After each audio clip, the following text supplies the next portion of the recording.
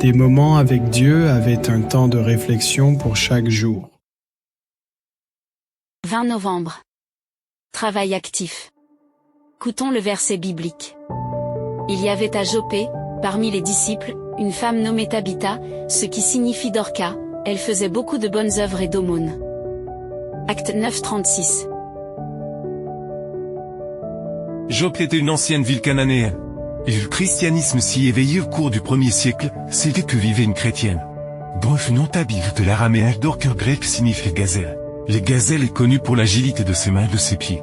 Pour son adaptation au désert, pour sa rapidité d'exécution, il y avait de même pour cette femme.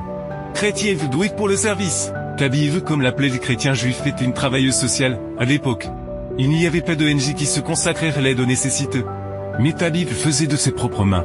Elle donnait son argent en aumône et tricotait habilement avec ses doigts pour venir en aide aux personnes dans le besoin. Les bénéficiaires étaient si nombreux que le jour de sa mort, ils étaient présents pour pleurer la perte de cette femme dévouée au service.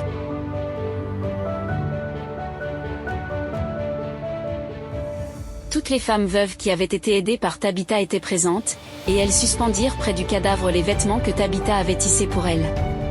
Les frères de l'église de Joppé pleuraient aussi cette perte, comme ils regrettaient le travail de ses mains que seule la mort pouvait arrêter.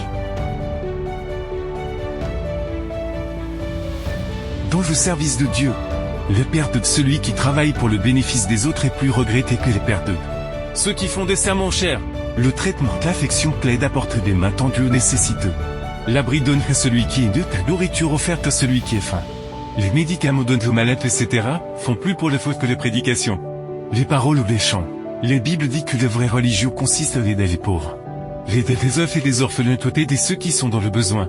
Lorsqu'un chrétien présente ces caractéristiques, il n'a pas besoin de parler beaucoup de sa faute, car son témoignage se suffit à lui-même. C'est ainsi qu'était Tabitha.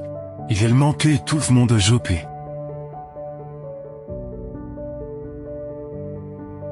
Il n'est pas étonnant qu'ils aient pleuré, et que leurs larmes chaudes soient tombées sur son corps sans vie. Elle avait une telle valeur qu'elle fut ramenée du pays de l'ennemi par la puissance de Dieu, afin que son habileté et son énergie puissent continuer à être une bénédiction pour d'autres. C'est ainsi qu'après une prière de l'apôtre Pierre, Dieu fait accomplir un miracle et Tabitha est revenue à la vie. Sa résurrection a incité de nombreux habitants de Joppé à croire la foi de Jésus. Et grâce à son travail actif, beaucoup d'autres ont continué à rejoindre l'église de Dieu. Que penses-tu pouvoir faire pour Jésus? Nous avons déjà entendu l'histoire de Tabitha. Tu pourrais aussi exercer ta foi dans un travail actif. Afin d'exercer un ministère plus efficace qu'un sermon, la foi active fortifie l'âme et attire ceux qui sont découragés. Amen. Merci pour écouter cet audio. Nous vous invitons à partager avec votre. Contactez et visitez le site web. biblewell.com